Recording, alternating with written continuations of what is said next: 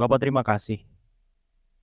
Kami mengucap syukur untuk hadirat-Mu, untuk kasih-Mu yang mengalir atas kami, bahkan memenuhi setiap bejana hidup kami pribadi, lepas pribadi, dimanapun saat ini kami anak-anak-Mu berada. Sekarang, biarlah Roh Kudus turun untuk menjamah, Roh Kudus turun untuk melawat setiap pribadi lepas pribadi ini dengan kebenaran yang berasal daripada-Mu, Bapa. Terima kasih untuk hadirat-Mu yang mencengkram seluruh roh, jiwa, nyawa, dan tubuh kami. Sehingga kami betul-betul saat ini dihadirkan di sebelah kanan tahta-Mu, duduk diam mendengar suara-Mu. Di dalam nama Yesus kami mau sambut firman-Mu dengan lapar dan haus di dalam hati dan roh kami. Dalam nama Yesus kami siap diajar, kami alaskan. Semuanya hanya dalam nama Tuhan kami Yesus Kristus. Haleluya. Amin. Ya, salam Bapak Ibu Saudara yang terkasih di dalam Tuhan Yesus. Berjumpa kembali di webinar Revival Total Ministry di bulan Mei ini. Bersama dengan saya kembali, Agus Perasi. Kali ini saya akan membahas satu tema, yaitu tentang memulai pelayanan. Ya, seperti Bapak Ibu Saudara ikuti beberapa sesi minggu-minggu ini, kita bicara tentang karunia Roh Kudus. Sudah dijelaskan oleh para hamba-hambanya, kita menerima karunia demi karunia dengan tujuan supaya kita menjadi alatnya dan menghadirkan surga di atas bumi ini melalui Bapak Ibu Saudara. Nah, setelah kita menerima semua karunia Roh Kudus, tentunya kita punya tujuan, bukan? Nah, tujuannya buat apa? Tidak lain dan tidak bukan, untuk melayani Tuhan. Oleh sebab itu, saya akan membahas satu tema ini, memulai pelayanan. Dimulai dari definisi. Apa itu melayani, saudara?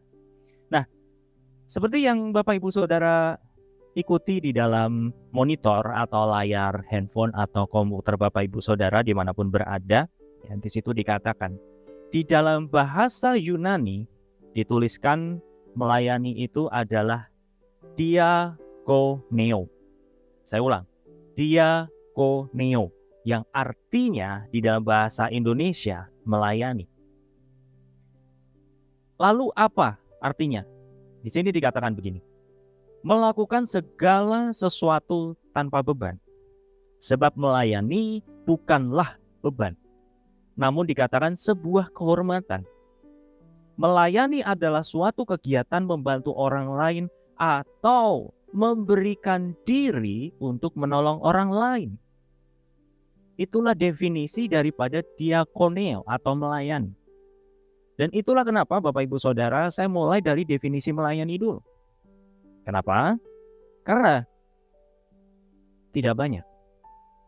Maksud saya tidak sedikit. Kita suka terjebak di dalam satu aktivitas yang berulang-ulang, yang kita sebut sebagai rutinitas. Dan akhirnya, entah dengan beban hidup kita, atau bahkan dengan namanya kebiasaan, akhir pelayanan itu menjadi sebuah beban. Belum lagi kalau kita menghadapi kasus-kasus, atau ketemu orang-orang, atau bahkan tempat yang kita tidak suka atau tidak cocok. Itu akan membuat mudah bagi daging kita menjadi beban. Oleh sebab itu, kita sebelum memulai lebih lanjut atau lebih jauh bicara tentang memulai pelayanan ini, kita mengerti dulu definisinya, ya. Nah, saya akan mulai dari membacakan di dalam Injil Matius pasal yang ke-20 ayat 20 sampai 24. Saya akan bacakan buat Bapak Ibu Saudara, ya. Maka datanglah ibu anak-anak Zebedeus serta anak-anaknya itu kepada Yesus, lalu sujud di hadapannya untuk meminta sesuatu kepadanya. Kata Yesus, "Apa yang kau kehendaki?"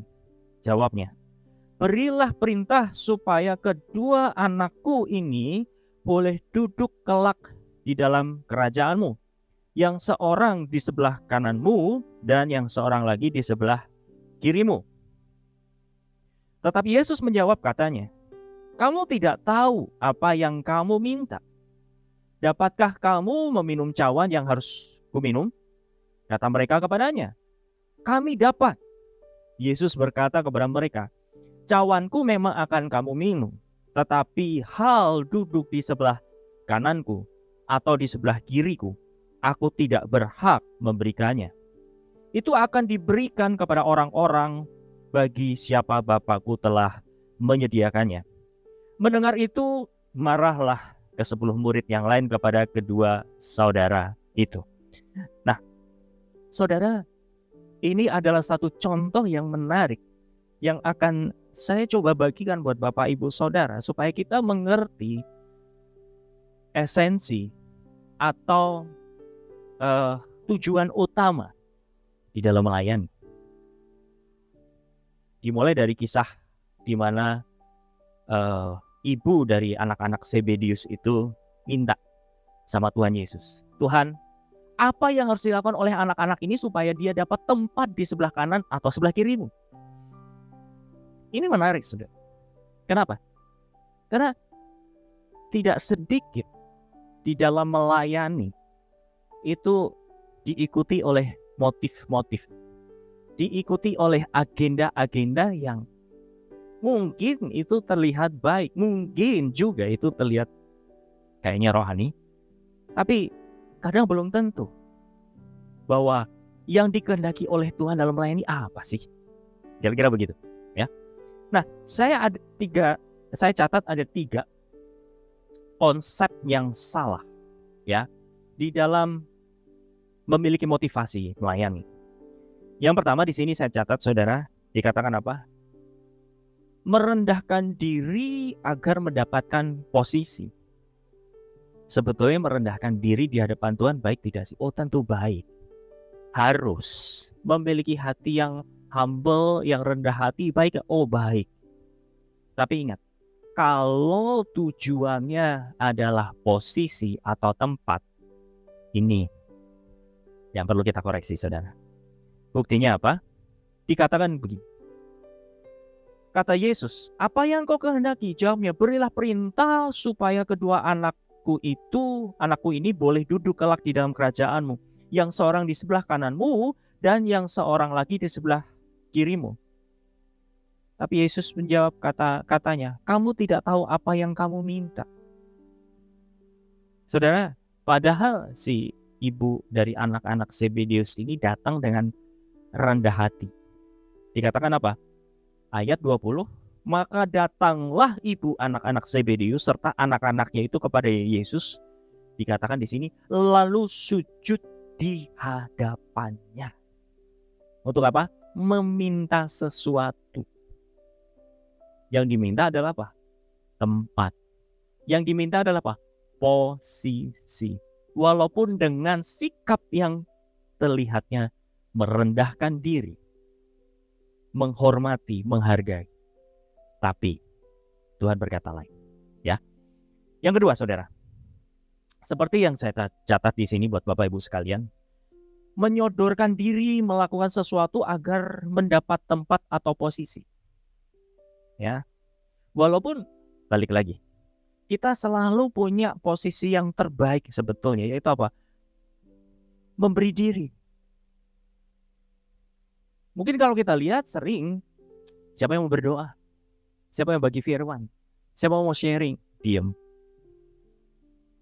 Jadi dengan sikap menyodorkan diri atau memberi diri, ya, oke, saya aja deh yang berdoa. Oke, saya aja deh yang sharing, yang bagi firman. Oh, saya aja deh yang ambil posisi itu. Walaupun itu baik, Bapak Ibu sekalian. Tapi ingat, kalau motivasinya apa? Posisi atau tempat, ini yang perlu dikoreksi lagi. Jadi, walaupun sikapnya terlihat baik, tapi kalau motivasinya, lagi-lagi, untuk mendapat tempat, mendapat posisi, atau diakui, dan lain sebagainya, ini juga tidak tulus. Ya, itu yang kedua. Dan di dalam ayat yang tadi saya bacakan buat saudara dikatakan gini. Maka datanglah ibu anak-anak Zebedeus serta anak-anaknya itu kepada Yesus, lalu sujud di hadapannya untuk meminta sesuatu kepadanya. Kata Yesus, ditanya lagi, apa yang kau kehendaki? Nah, di sini ibu dari anak-anak Zebedeus berkata, berilah perintah. Sebenarnya bagus ya. Ini aku Tuhan, utuslah aku, utuslah anak-anakku. Satu step lebih bagus daripada apa? Kita pasif sebetulnya. Tapi lihat, saya mau ajak Bapak Ibu Saudara untuk melihat apa? Motivasinya. Yaitu apa? Menginginkan tempat, menginginkan posisi. Oh, saya ambil aja deh, biar nanti saya menjadi pemimpin atas persekutuan ini. Oh, saya ambil aja deh, biar nanti saya dilihat. Wah. Oh, saya aja deh yang WL, supaya ketika saya menyembah, wah, orang mulai melihat, ini luar biasa kalau nyembah. Itu Bapak Ibu Saudara. Jadi yang dikoreksi adalah apa? Motivasinya. Ya, sikapnya baik, memberi diri dan menyodorkan diri baik-baik. Tapi lihat motivasinya, ya. Nah, yang ketiga adalah ini yang 11-12 atau agak kita susah membedakannya, saudara. Karena apa? Dikatakan gini, menganggap jalan penderitaan membawa kepada posisi. Coba renungkan. Ada benernya? Oh, ada. Setiap ada pengorbanan, pasti Tuhan perhitungkan, kan gitu. Tapi lagi-lagi, kata kuncinya adalah apa? Kalau yang diharapkan adalah posisi atau tempat, saudara, penderitaan sekalipun, tetap ada agenda dari kitanya, saudara. Sahabat Tuhan Yesus, catat demikian. Saya bacakan. Kamu tidak tahu apa yang kamu minta. Dapatkah kamu meminum cawan yang harus kuminum? Tuhan Yesus bilang, kalau kamu minta tempat itu, kamu tidak tahu apa yang kau minta sebetulnya. Karena apa? Aku harus melewati jalan penderitaan. Tapi murid-muridnya bilang gini, oh kami dapat. Sombong ya. Yesus lalu berkata begini, cawanku memang akan kau minum. Nah, di sini Tuhan pertegas, saudara. Tetapi hal duduk atau bicara tentang posisi, tentang kedudukan tempat, saudara, duduk di sebelah kananku atau di sebelah kiriku, aku tidak berhak memberikannya. Itu akan diberikan kepada orang-orang bagi siapa Bapakku yang menyediakannya. Nah, saudara, kenapa saya bagi 3 hal konsep yang salah ini? Supaya gini, tidak terjadi di kalimat terakhir yang mengatakan ketika murid-murid itu mendengar, marahlah ke-10 murid lain kepada kedua saudara itu. Ya. Artinya apa? Mulai kecewa. Mulai marah. Jadi di situ ada keributan. Yang ke-10 mungkin dia mendengar dengan baik, tapi yang 2 punya motivasi itu, kamu sih datang dengan motivasi seperti itu. Ya. Jadi kita sepakat dulu, Bapak Ibu Saudara, di dalam melayani kita harus menjunjung tinggi hati yang betul-betul tegak lurus, sesuai dengan apa yang Bapak kehendaki. Nah, seperti apa, Saudara?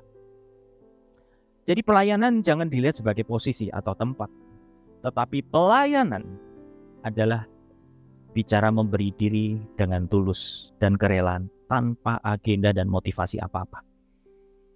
Kalau pelayanan dilihat dari posisi atau kedudukan, kita akan mudah kecewa karena kita tidak mendapat tempat pelayanan. Ya, ini sering terjadi, saudara, di dalam komunitas atau di dalam gereja, di dalam tempat Bapak Ibu Saudara melayani. Ketika Bapak Ibu Saudara rindu untuk menduduki satu tempat, oh, aku mau dong jadi WL. Oh, aku mau dong jadi pendoa. Oh, aku mau dong jadi yang bawa firman dan lain sebagainya. Kalau itu tujuannya Bapak Ibu Saudara, no, itu akan membuat hati kita mudah kecewa. Ujungnya apa? Left group. Ya. Karena apa? Merasa dirinya tidak terpakai, merasa dirinya tidak dikasih tempat. Padahal lagi-lagi, Pelayanan bukan soal masalah posisi yang tempat, ya, tapi soal apa? Memberi diri dengan tulus, dengan kerelaan, tegak lurus, kita melayani Tuhan. Titik. Mau tempatnya di mana? Jangan khawatir.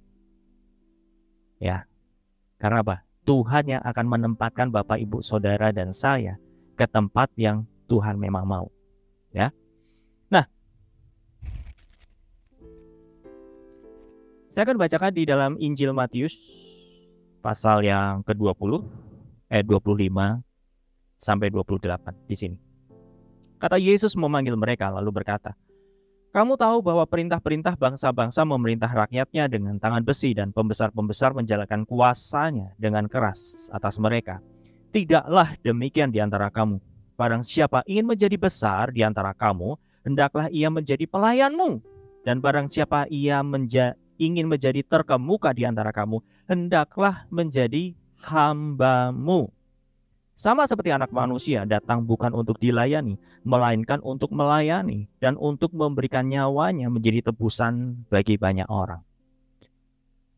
Jadi Bapak Ibu Saudara, supaya kita tidak punya konsep yang salah, kita belajar tentang hati yang Tuhan kehendaki seperti ini, yaitu apa kata kunci? Menjadi seorang hamba. Tadi di ayat 25 dikatakan Yesus memanggil mereka lalu berkata, "Kamu tahu bahwa pemerintah-pemerintah bangsa-bangsa memerintah rakyatnya dengan tangan besi.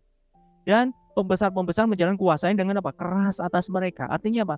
Tuhan memberikan satu komparasi, satu perbandingan, saudara. Di dunia ini kalau kamu udah mau dapat sesuatu posisi yang terbaik di atas, harus apa, saudara? Kompetisi. Harus dikejar dengan apa? Segala usaha, upaya, walaupun jalannya mungkin apa? Sikut-sikutan, ya, saling menjilat dan lain sebagainya, saudara.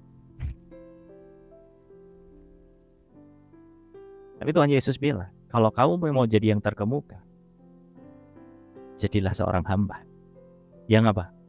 Melayani. Berikut, saudara, kalau Bapak Ibu Saudara lihat di slide di monitor atau layar handphone Bapak Ibu Saudara, ya, doulos. Ini di dalam bahasa Yunani, ya, kata hamba itu diartikan sebagai apa? Doulos.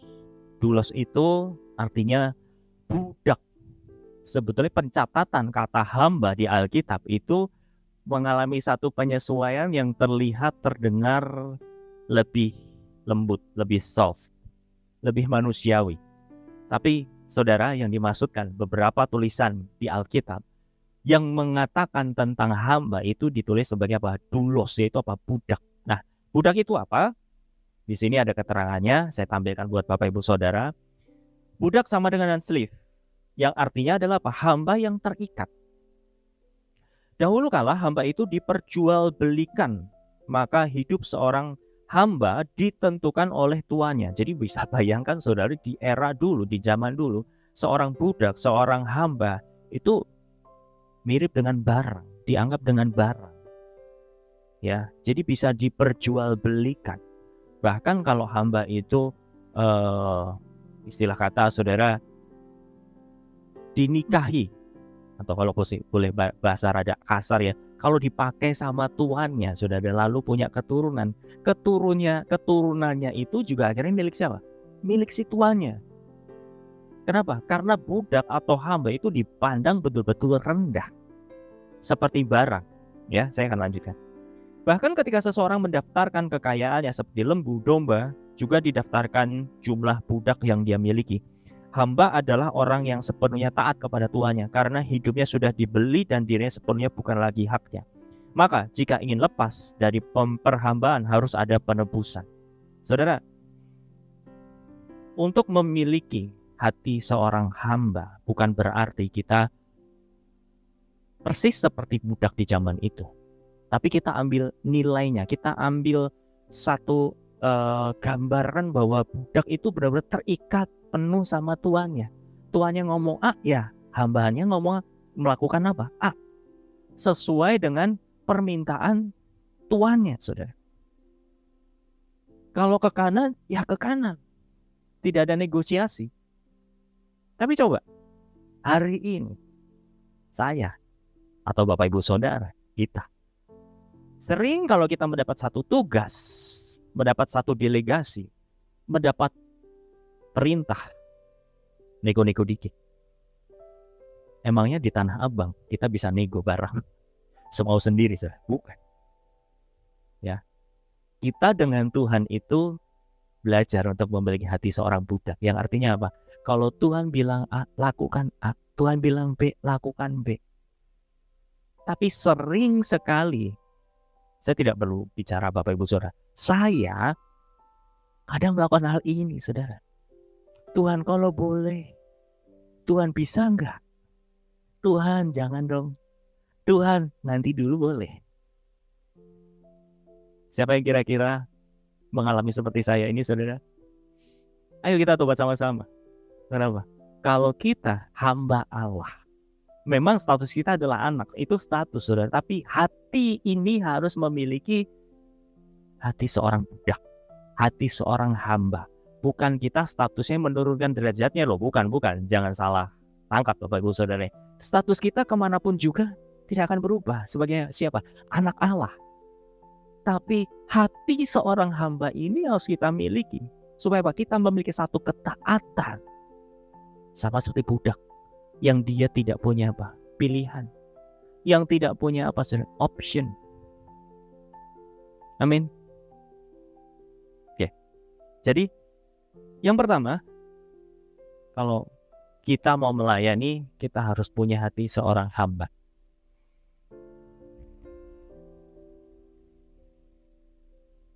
Nah, saya sedikit cerita, saudara. Beberapa waktu lalu, saya beserta dengan tim yang diutus oleh pusat pergi pelayanan ke NTT, ya, karena RTM Kupang mengadakan retret daerah, dan dipilih tempatnya itu di Alor. Tepatnya itu di daerah Mataru, kampungnya namanya Ulaga. Nah, di sana ada beberapa perkampungan begitu, saudara. Tapi jalan dari satu kampung ke kampung yang lain itu tidak ada akses alat transportasi, sepeda atau motor seperti itu. Ada motor 1-2, tapi itu tertentu, saudara. Ya, itu tidak bisa menjadi satu-satunya alat transportasi untuk mobilitas kita bisa pergi kemana-mana. Satu-satunya alat transportasi yang mereka miliki adalah apa? Kaki. Ya, nah singkat cerita, saudara, dalam pelayanan ini kita betul-betul secara fisik, secara jiwa, secara emosi, bahkan secara hati, betul-betul itu diremukkan. Karena perjalanan untuk menuju tempat ini, Bapak Ibu Saudara, kita menempuh dari Kupang ke Alor, pusat kotanya adalah Kalabai, dan menuju ke kampung Ulaga itu, Tanjung Ulaga itu, saudara, total 30 jam. Bapak Ibu bisa bayangkan, 30 jam mungkin udah bisa sampai Amerika kalau naik pesawat. Ya, tapi ini baru sampai di satu kepulauan Indonesia, saudara. Ya, jadi sudah kebayang dulu, awalnya saja fisiknya sudah keforsir seperti itu, belum lagi kita punya jadwal, kita punya pelayanan dari pagi sampai malam. Betul-betul tidak ada waktu untuk kita leha-leha, istirahat. Ya mungkin sekian menit bisalah untuk menikmati air kelapa di pinggir pantai, karena tempatnya di pinggir pantai. Tapi oke, saya tidak akan membicarakan enaknya, saudara. Tapi saya punya kisah yang saya bisa bagikan buat Bapak Ibu Saudara mengenai hati seorang hamba ini. Ya, dimulai dari tempat itu tidak ada internet, tidak ada listrik. Jadi kalau kita menggunakan lampu atau alat sound system segala macam itu perlu genset. Ya, bahkan duit pun di sana tidak laku. Kenapa? Karena mau beli apa, di mana? Ya, itu betul-betul tempat agak jauh dari tempat-tempat pasar atau warung atau toko seperti itu, saudara. Nah, singkat cerita, hari kedua kami pelayanan di sana, ya, Ibu Dina sebagai kepala atau pemimpin tim pelayanan waktu itu ke tempat ini, mengutus di seluruh tim, itu total dari Kupang sama Jakarta itu total ada 20 atau 19 orang, saudara. Dan karena temanya adalah pertobatan, pemulihan, dan penjangkauan, Ini betul-betul tiga-tiganya dihidupi di sana. Saya kira persepsi saya, saudara, ketika menyampaikan materi pertobatan, pemulihan, dan penjangkauan, sebatas apa? Nanam, menabur firman seperti ini, saudara. Ternyata tidak. Kami betul-betul praktek di sana untuk apa? Penjangkauan. Ya. Jadi selesai acara seminar di sesi 1 di pagi hari, kita makan siang. Setelah makan siang itu tim dipecah. Total keseluruhan itu ada 150 kakak. Coba bayangkan, 150 kakak dibagi 20. Jadi dalam 4 hari itu Bapak Ibu Saudara, kami tim dibagi-bagi. Satu hari ini siapa-siapa pergi kemana, dan lagi. Bedanya haleluya. Kalaupun dekat saudara itu jalan elevasinya sekitar 60 derajat. Jadi betul-betul kaki itu kalau nekuk sampai mentok kita naik. Kalau kita tidak nanjak jalannya, bukan di tempat yang dekat di situ, kita harus pergi ke kampung sebelah yang harus ditempuh dengan jalan kaki, saudara. Nah, hari kedua saya dapat dan beberapa teman-teman di situ untuk ke kampung sebelah. Ada list, ada beberapa kakak yang harus kami kunjungi. Akhirnya apa? Jalan kaki. Nah, menariknya adalah ketika hari pertama kami sudah lalui, malam pertama kami istirahat tidak cukup baik karena anak atau cucu dari tuan rumah itu lagi panas tinggi.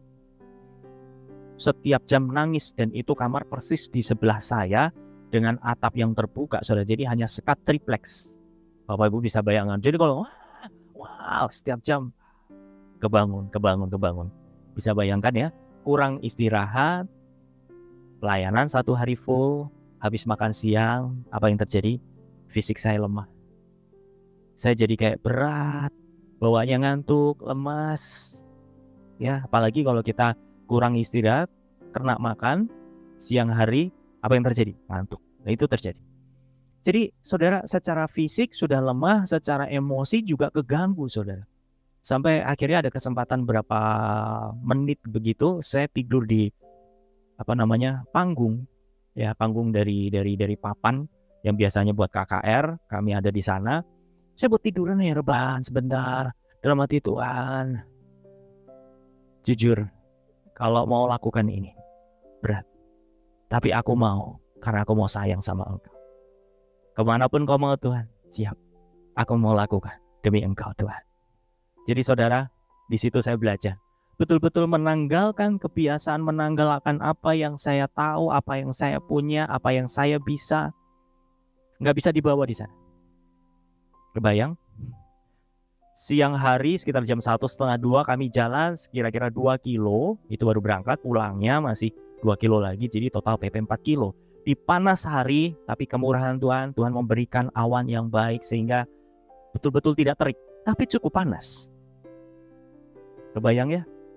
Jalan kaki, kemudian ketemu tempat yang dilayani, kita mandi keringat dengan ngos-ngosan. Oke, Bapak Ibu Saudara, apa yang bisa kami bantu? Itu tidak nyaman sekali, apalagi buat saya. Kalau sudah mulai tempatnya gerang, nggak nyaman, susah fokus. Tapi saudara, di tempat itu tidak lagi mikirin soal nyaman nggak nyaman, soal bisa nggak bisa, soal apa yang kita punya atau kita tahu, saudara. Itu semua habis. Disitulah saya belajar hati seorang hamba, saudara, ketika Tuhan bilang pergi. Walaupun apa, saudara? Nggak mood, jujur. Hati rasanya kayak nggak dapat kliknya. Dan disitulah diajar bahwa dalam melayani, seperti yang ditulis dalam 2 Timotius 4 ayat 2, saudara. Di bawahnya itu dikatakan gini, saya tulis, saya bacakan. Beritakanlah firman, siap sedialah baik atau tidak baik waktunya. Saya berhenti di sini. Ini memang bisa diartikan baik tidak baik waktu dari si pendengar atau situasi saat itu. Tapi saya mau ambil satu point of view atau sudut pandang dari sayanya bahwa baik tidak baik waktu saya. Ini benar-benar hidup. Mau semangat nggak semangat, berapi-api nggak berapi-api, ada mood nggak ada mood, jalan. Kenapa? Kita tuh hamba, kita tuh budak. Kalau Tuhan mau kita jalan, Gus, jalan. Kita nggak punya opsi apa-apa lagi, kita nggak punya pilihan lain lagi, saudara. Kita nggak punya alasan untuk bernegosiasi lagi, saudara. Amin. Jadi miliki hati seorang budak, hati seorang hamba ini, supaya sama seperti prajurit, ya, dia tidak memusingkan penghidupan atau keluarganya. Kalau jenderalnya, pemimpinnya bilang jalan, jalan, tembak, tembak. Amin. Nah, yang pertama, saudara. Nah, hati yang kedua adalah melayani adalah buah kasih kita kepada Allah, dan juga sebaliknya. Ya, Bapak Ibu Saudara, saya tidak akan baca ayatnya, tapi tolong catat di dalam Yohanes 14 ayat 15 versi terjemahan baru, Bapak Ibu Saudara bisa baca. Jadi pelayanan bukanlah sebuah cita-cita sebagai orang Kristen. Oh, kalau sudah melayani selesai, itu sudah puncaknya. Saya bilang tidak. Justru kalau kita mau melayani, saudara, itu adalah buah yang kita hasilkan karena kita punya hubungan intim dengan siapa? Dengan Tuhan, saudara. Dan juga sebaliknya, karena kita merasakan begitu mengasihi Allah, mengasihi kita. Amin. Itu harus kita miliki. Supaya apa? Lagi-lagi, tempat atau posisi dimanapun kita diutus, saudara, sama seperti yang tadi saya ceritakan. Saya di tempat pelayanan di Reda Alor itu, saudara, saya jadi pembicara. Bayangannya kalau sudah menjadi pembicara, habis melayani mimbar, selesai dapat waktu istirahat. No, kami punya nasib yang sama, saudara. Ya, dengan tim yang lain. Kalau tim yang lain jalan, kita turut jalan. Ya, buat sesuatu yang mudah tentunya. Tapi di situ belajar menganggap pelayanan adalah sebuah kehormatan. Sama seperti dikatakan poin nomor 3. Melayani Tuhan adalah kasih karunia. 1 Korintus pasal 15 ayat 9 sampai 10 di terjemahan sederhana Indonesia. Saya bacakan di situ, saudara. Ini tulisan Paulus, dia bilang gini, itu sebabnya saya menganggap diri sebagai yang paling hina ini di antara semua rasul. Saya bahkan tidak layak disebut rasul karena pernah menganiaya umat Allah sebelum saya percaya kepada Yesus. Ayat 10 dikatakan, namun saya menjadi seperti sekarang ini hanya karena kebaikan hati Allah. Dan saya tidak menyia-nyiakan kebaikannya itu dengan cara bekerja keras melebihi rasul-rasul yang lain. Tetapi itu bukan karena kehebatan saya, melainkan karena terdorong oleh apa? Kemurahan atau kebaikan hati Allah yang menguatkan hati saya. Saudara, ini hal yang penting yang kita harus sadari. Supaya apa? Pertama tadi, kita harus punya hati seorang budak. Yang kedua, saudara, pelayanan adalah bukti kasih kita kepada Tuhan, dan sebaliknya kita merasakan kasih Tuhan kepada kita. Sehingga ketika kita melakukan sesuatu, saudara, bukan karena beban, tapi karena apa? Ekspresi kasih, ekspresi cinta. Sama seperti dalam hubungan suami istri, saudara. Kalau dalam hubungan yang baik, saudara, gak usah disuruh. Pasangan akan melakukan dengan rela karena apa? Dasarnya apa? Sayang. Dasarnya apa? Aku mengasihi pasanganku. Ya, beda kalau kita melakukan segala sesuatu itu order dengan perintah, tapi tidak ada hubungan. Ya, kalau hatinya lagi baik, hatinya lagi mood, atau ada imbalannya, dikerjain. Tapi kalau tidak ada benefitnya, tidak ada keuntungannya, pikir-pikir, untungku apa ya? Gitu. Supaya apa? Pelayanan tidak jadi beban. Nah, yang ketiga ini, saudara, sama seperti yang ditulis oleh Paulus, kita harus menganggap bahwa pelayanan itu anugerah. Pelayanan itu adalah kasih karunia. Kenapa? Karena kan kita orang yang tadinya tidak layak semuanya, betul? Sama seperti Paulus. Dia itu penganiaya jemaat Kristus. Kalau sampai dia dipilih dan akhirnya dia melayani, artinya apa? Yang harusnya Paulus tidak dapat, Tuhan kasih. Yang maknanya apa, saudara? Pelayanan adalah kehormatan. Coba renungkan. Kalau hari ini Bapak Ibu Saudara dikasih kepercayaan sama Tuhan, anggap yuk, itu betul-betul satu kehormatan yang tertinggi, saudara. Kalau Anda bisa meresapi kebenaran ini, saya percaya pelayanan tidak akan jadi beban. Walaupun seperti tadi saya saksikan, walaupun tubuh lemah, Mungkin emosi kita lagi nggak mood, nggak keadaan lagi baik, tapi kita tetap berjalan. Karena apa? Kita ini dikasih kehormatan. Kita yang tadinya tidak layak, dilayakkan, dipulihkan, dan dikasih kepercayaan. Lakukan tugasku. Wow. Amin. Ini sesuatu penghargaan. Coba, saudara bayangkan, ketika seseorang atau pemenang diberi penghargaan, rasanya kayak apa? Rasa syukur yang ada, betul? Bukan beban. Ya. Jadi, ini tolong dicatat baik-baik. Sebelum kita melayani, 3 hal ini, saudara, kita harus milik. Hati seorang hamba atau budak. Yang kedua, melayani adalah buah dari kasih sayang kita kepada Tuhan atau sebaliknya. Dan melayani adalah anugerah dari Tuhan. Nah, oke, kita masuk lebih dalam lagi. Di dalam Matius pasal 20, ayat 29, ayat 34, saudara. Di situ saya akan bacakan buat saudara semuanya. Dan ketika Yesus dan murid-muridnya keluar dari Yeriko, ini lanjutan dari pasal yang tadi saya baca, saudara. Orang banyak berbondong-bondong mengikut dia. Ada 2 orang buta yang duduk di pinggir jalan, mendengar bahwa Yesus lewat, lalu mereka berseru, "Tuhan, anak Daud, kasihlah kami." Tetapi orang banyak itu menegur mereka supaya mereka diam. Namun mereka makin keras berseru katanya, "Tuhan, anak Daud, kasihlah kami."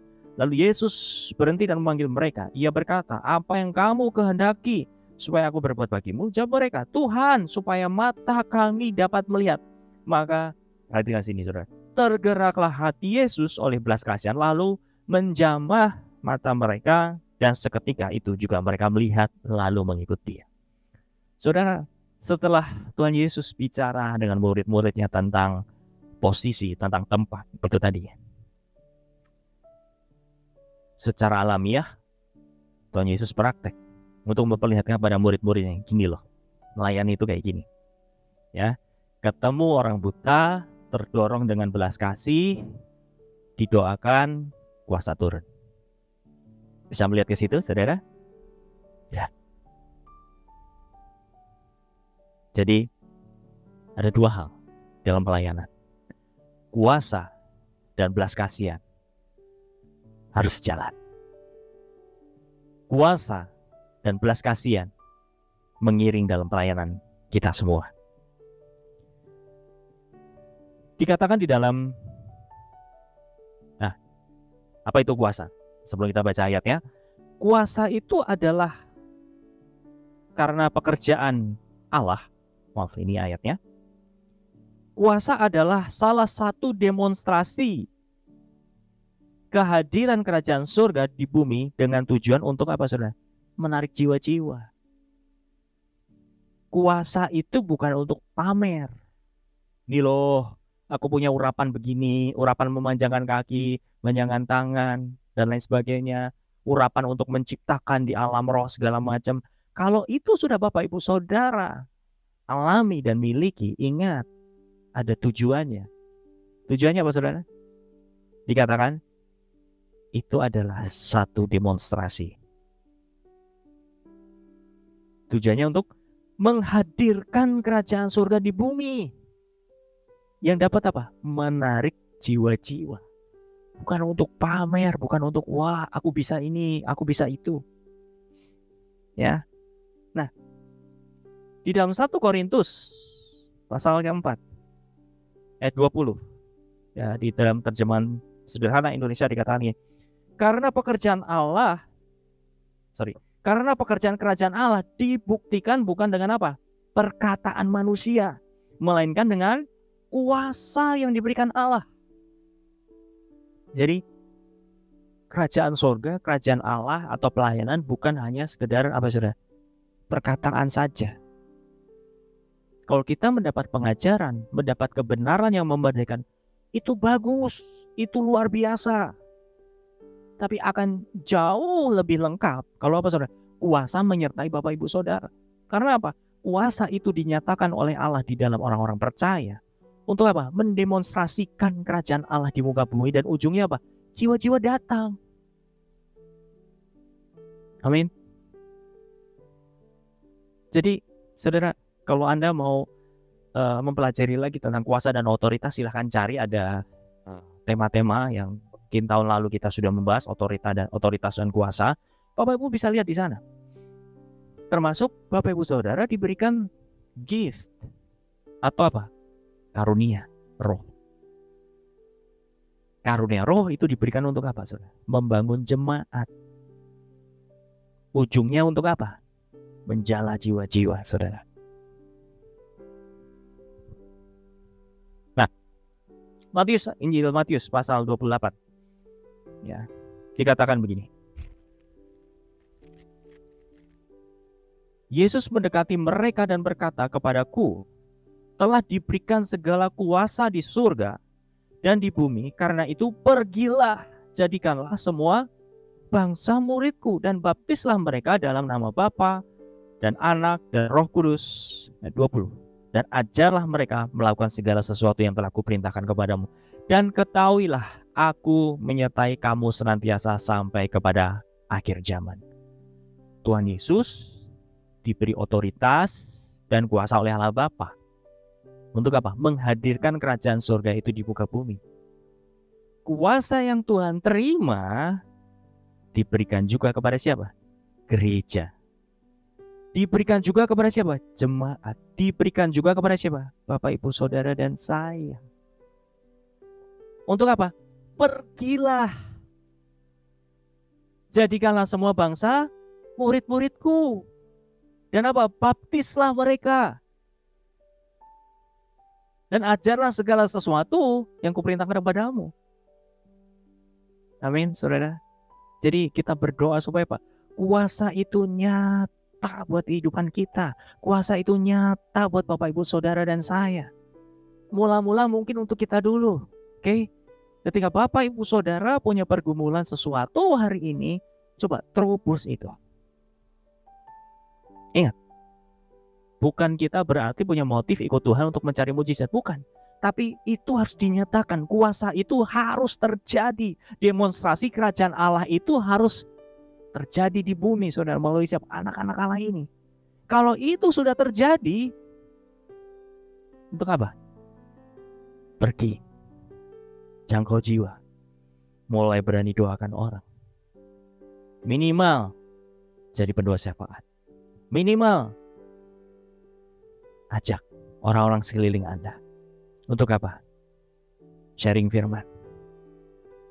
Ya. Berikut.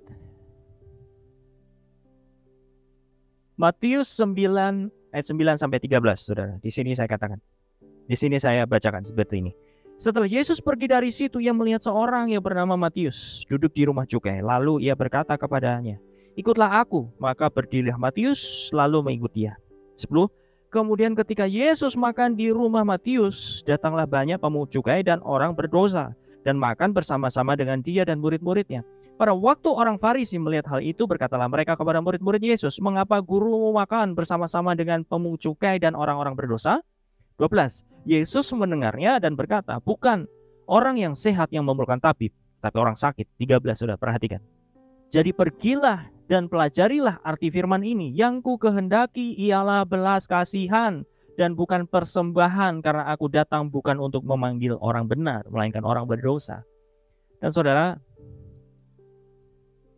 di dalam terjemahan sederhana Indonesia dikatakan gini, pergi dan pelajarilah maksud Allah ketika dia berkata, "Aku lebih suka kalian menunjukkan belas kasihan kepada orang lain daripada apa?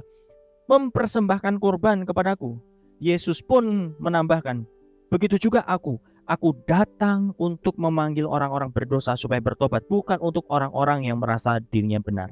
Saudara, dalam percakapan dengan orang Farisi ini, Tuhan Yesus memberikan pelajaran khususnya kepada orang Farisi atau orang-orang yang sudah mengaku sudah tahu kebenaran. Saudara, Yesus dikatakan, memberikan korban persembahan adalah bagian dari pencapaian ibadah atau sesuatu kebiasaan. Ya, kalau kita memberikan persembahan itu sesuatu hal tata cara ibadah. Salah? Tentu tidak. Tapi di situ orang Farisi sedang memprotes Tuhan Yesus. Aku ini sudah melakukan banyak tata cara ibadah. Tapi Tuhan Yesus bilang, kalau kamu bisa melakukan ibadahmu dengan begitu baik, dengan begitu perfect, dengan begitu mungkin luar biasa, tapi kalau kamu tidak punya belas kasihan, omong kosong. Kenapa? Karena Tuhan juga menghendaki saudara belas kasihan. Tentu belas kasihan yang timbul bukan karena apa? Empati dari diri kita, tapi belas kasihan yang terdorong dari kasihnya Tuhan. Bagaimana Tuhan memandang kita yang dulunya penuh dengan kelemahan, penuh dengan kebobrokan, lalu kita dikasihi oleh Tuhan, mendapat anugerah Tuhan, kemudian diselamatkan. Hal yang sama bisa tidak kita melihat jiwa-jiwa itu seperti itu? Ini kasihan loh jiwa ini. Belajar yuk, bagaimana cara Tuhan melihat, memandang orang-orang yang minta didoakan, butuh pertolongan Tuhan. Jadilah kepanjangan tangannya Tuhan, saudara. Amin. Dengan cara apa? Mulai merasakan kasihnya Tuhan. Tuhan, ini orang harus diapain ya? Kok aku kasihan? Aku ingin membantunya. Oke Tuhan, apa yang kau mau? Berikan ini, berikan itu. Doakan dia, lakukan, saudara. Ya. Bukan hanya apa? Terdorong karena kasihan, rasa kasihan kita tok. Karena kalau kita hanya didorong oleh empati kita, saudara, kasihannya kita, saudara, ujungnya apa? Kita malah akan menggendong beban. Aduh, karena kasihan, biar aku yang berkorban lah. Aku mau nolong, biar deh aku berkorban, gak apa-apa. Aku menderita, gak apa-apa. Yang penting kamu dapat pertolongan. Memang terlihat baik. Tapi kalau akhirnya karena kita besar empatinya, kitanya yang terbeban, malah jadi apa? PR, saudara. Tuhan mengutus kita supaya apa? Menolong, menjadi gerbangnya surga, amin. Jangan mengambil beban orang, tapi rasakan kasih Tuhan untuk mengasihi orang itu dan mulai lakukan dengan apa? Belas kasih Tuhan. Karena kalau kita nggak punya belas kasihan, saudara, alasannya apa? Nanti dulu deh, saya tidak disuruh Tuhan. Terdengarnya baik, saudara, tapi kalau tidak disuruh Tuhannya karena tidak mau atau males atau tidak mood. Seperti tadi saya bilang, pelayanan bukan karena urusan perasaan, saudara. Pelayanan adalah urusan apa? Ketaatan dan kasih kita kepada Tuhan. Amin, saudara. Ya, jadi mulai lakukan. Tadi kuasa sudah diberikan buat saudara dan saya sebagai gereja Tuhan. Dan terdoronglah oleh karena belas kasihan. Saya percaya ketika Anda melakukan dengan belas kasihan, kuasa turun. Menghasilkan apa? Pertobatan. Menghasilkan apa? Panen jiwa-jiwa. Nah, lantas bagaimana cara memulainya? Sederhana. Yuk katakan sama-sama dengan saya, untuk memulai pelayanan itu sederhana. Atau bahkan kita bilang sama-sama gini, mulai pelayanan, siapa takut? Ya, mulai ya. Kita mau sama-sama ya. Saya hitung 1 sampai 3. 1, 2, 3. Pelayanan, siapa takut? Amin. Malaikat Tuhan catat semua ya. Nah, jadi yang pertama, bangun manusia roh kita dulu, saudara. Dengan cara apa? Doa. Bahasa roh. Yang sudah dapat karunia bahasa roh. Renungkan firman. Mulai deklarasikan firman, saudara. Ya. Tujuannya apa? Supaya manusia roh kita terlatih. Kalau manusia roh kita terlatih, kita punya koneksi dengan Tuhan secara mudah. Sehingga belas kasih Tuhan turun dalam diri Bapak Ibu Saudara dan kuasa dinyatakan. Saya teringat beberapa tahun yang silam, saudara, waktu saya awal-awal bertobat. Saya baru dilayani, kemudian saya mengalami satu pemulihan. Saya dijamah sama Tuhan. Tidak lama dari situ, saudara, Tuhan pertemukan dengan satu jiwa. Tiba-tiba out of nowhere, saudara, tiba-tiba muncul marifat. Orang ini punya masalah ini. Ya. Lalu saya coba beranikan bicara dan ngobrol sama orang ini, saudara. Kamu sedang nggak punya masalah ya? Kok tahu? Emang kakakmu cerita kalau saya punya masalah? Enggak. Kata hati saya bilang begitu. Iya. Ya udah, boleh nggak Agus main ke rumah saya, nanti saya ceritain semuanya. Singkat cerita saudara, saya main ke rumahnya, lalu saya dengar apa yang diceritakan itu persis apa yang saya dapat di hati. Apa yang saya lakukan? Saya tawari orang, mau nggak? Saya doakan, mau. Saya doakan mengalami pelepasan, mengalami pemulihan, dijamah sama Tuhan, nangis-nangis, muntah-muntah segala macam. Di situ saya termenung saudara. Ternyata bisa loh. Tapi cepat-cepat saudara, perasaan itu jangan dibuai terus, saya sakti. Nggak boleh. Syukuri seperti tadi, Paulus bilang, pelayanan itu adalah anugerah. Jadi kalau Bapak Ibu Saudara hari ini bisa menumpang tangan, mendoakan, berdoa, kemudian terjadi lawatan, mujizat terjadi, tidak boleh lama-lama di hati Anda. Baik, kembalikan sama Tuhan saudara. Dan mulai sadari bahwa itu bukti bahwa Tuhan sudah menyertai Anda. Amin. Kalau Anda sudah bisa melakukan itu adalah bukti bahwa Tuhan menyertai. Kalau artinya kalau sudah menyertai, apa yang Anda harus lakukan? Mulai bergerak. Nah, itulah caranya supaya apa? Kita mendapat kuasa. Dengan cara apa? Membangun manusia roh kita, saudara. Yang kedua, love and caring. Artinya apa? Perhatian. Mau kayak gini, pelayanan tidak melulu dengan cara apa ya, dikotbahin, dinasehatin, saudara. Lama-lama orang bosan. Lama-lama orang datang yang tadinya mau pengen cerita, tiba-tiba kita nasihati, kata firman Tuhan begini, kamu harus ini. Padahal nggak semua orang yang datang kepada kita, saudara, punya kestabilan rohani, punya kehausan hatinya untuk mendengar firman. Mungkin dia datang untuk apa? Cari kelepasan. Atau bahkan dia datang kepada saudara buat apa? Jadi telinga. Tujuannya apa? Supaya kasih Allah turun buat orang itu. Jadi lakukan love and caring. Dengan cara apa, saudara? Sederhana. Coba bertanya kabar, apa kabar? Oh, mau nggak didoakan? Ya, tapi nggak selamanya ya. Orang tiba-tiba datang, kamu nggak mau didoakan? Tapi datanglah dengan ketulusan hati untuk apa? Hadir untuk orang itu, saudara. Lalu, atau sederhana, ajak orang itu untuk apa? Datang acara penyembahan, pemuridan, persekutuan, atau bahkan ajak aja sharing seperti itu. Ya, atau kalau memang Anda digerakkan lagi untuk menolong, bantulah orang itu dengan apa yang Bapak Ibu Saudara bisa lakukan. Ya. Nah, itu yang kedua. Yang ketiga adalah mulai bangun kelompok-kelompok kecil, saudara. Supaya apa? Mulai terarah. Mulai ada satu kepastian, satu hal yang jelas bahwa orang-orang yang sudah Anda bangun, orang-orang yang sudah Anda mulai dekati ini, mulai dipertajam. Dengan cara apa? Bangun kelompok kecil, mulai beri waktu, tenaga, buat orang-orang yang Anda layani. Untuk apa? Mulai sharing, mulai bersekutu, saling mendoakan, ya, mulai kasih encouragement, kasih penguatan-penguatan, saudara. Ya, sederhana bukan? Bisa ya. Yang pertama tadi apa?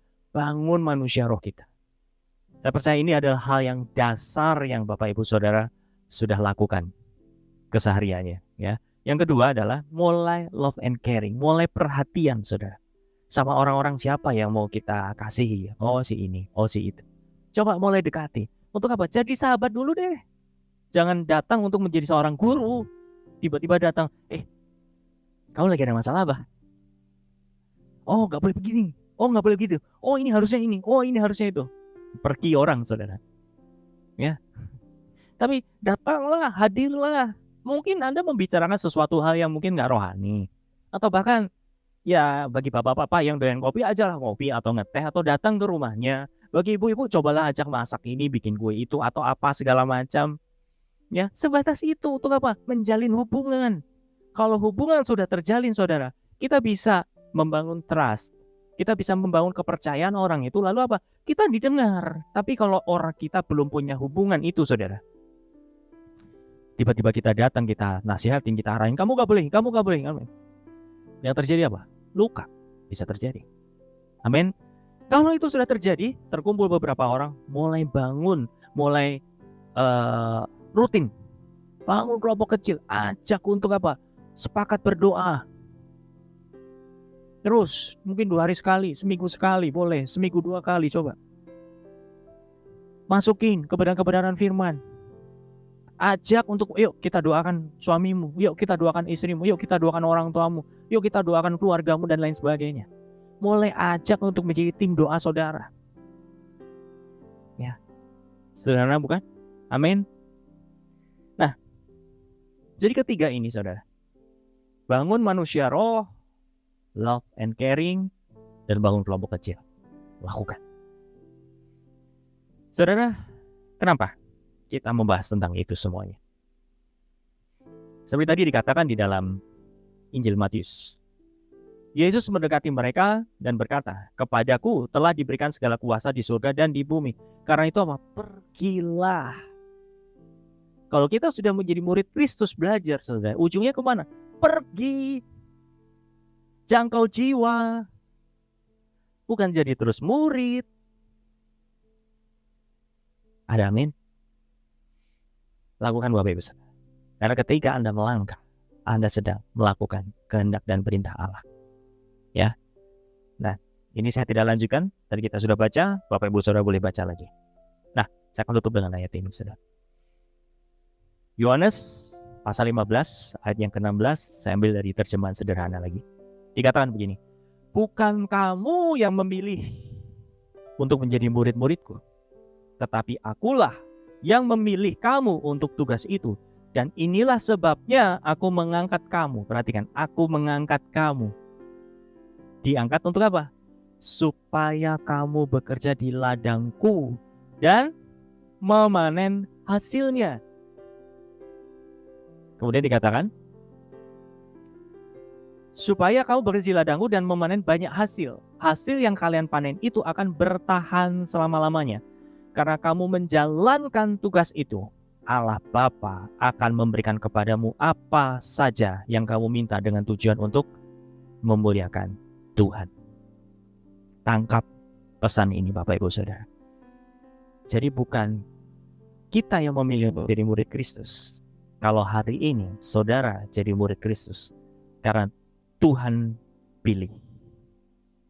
Ingat, Tuhan pilih bukan jadi murid, tapi Tuhan angkat untuk apa? Menjadi pengerja di ladang Tuhan. Untuk apa? Memanen. Dikatakan saudara, banyak hasil panenan, tapi apa? Sedikit pengerja. Jadi ternyata sudah dari dulu loh, Tuhan udah ngomong, orang-orang ini kalau sudah diberkati pada diem baik. Artinya apa? Sudah diam, sudah mendapatkan ini, hasil doanya, menikmati berkat. No, itu bukan akhir saudara. Tapi terima jabatan, terima posisi yang Tuhan berikan, yaitu apa? Menjadi teman sekerja Allah, bekerja di ladang Tuhan. Lakukan dengan hal yang sederhana, seperti 3 poin itu. Lakukan untuk membangun manusia roh Anda. Mulai love and caring buat orang-orang yang mulai Anda dekati. Kalau sudah, bangun kelompok-kelompok kecil. Bangun kubu-kubu doa. Bangun fellowship. Ya. Setelah itu, Tuhan perbesar kapasitas. Mulai bangun strateginya, mulai regenerasi. Amin, saudara. Karena apa? Seperti firman Tuhan katakan di akhir. Karena kamu menjalankan tugas itu, Allah Bapa akan memberikan kepadamu apa saja yang kamu minta dengan tujuan untuk mempermuliakan Tuhan. Artinya apa? Ketika Anda membutuhkan penghidupan dan lain sebagainya buat kehidupan Anda, Tuhan sediakan. Tuhan berikan apa saja. Karena apa? Kita mau mempermuliakan Tuhan. Amin Bapak Ibu. Bisa ya? Malaikat sudah catat. Ya. Tadi Bapak Ibu sudah bilang, melayani itu siapa takut. Amin. Lakukan. Mari kita tutup dalam doa. Bapa, anakmu sudah selesai untuk menaburkan kebenaran ini. Sekarang Roh Kudus, bagianmu untuk menolong setiap anak-anakmu ini untuk menghidupi dalam kehidupan mereka sehari-hari. Supaya betul-betul murid-murid Tuhan Yesus ini dimanapun berada, naik pangkat, naik level. Yang tadinya murid, sekarang menjadi pengerja, bekerja di ladang Tuhan. Terjemahkan lebih lagi Roh Kudus, supaya betul-betul setiap hati anak-anak Allah di tempat ini, dimanapun mereka berada, dimerdekakan dari setiap pergumulan mereka, dimerdekakan dari setiap insecurity anak-anakmu ini, dan buat mereka bangkit untuk membawa terang-Mu dan menuai jiwa-jiwa. Terpujilah Engkau Bapa, Tuhan dan Roh Kudus. Kami sudah mendengar firman-Mu. Biarlah firman-Mu ini terus berakar, bertumbuh terus, menghasilkan buah bagi kerajaan Allah. Dalam nama Yesus kami sudah berdoa dan mengucap syukur. Haleluya. Amin. God bless you.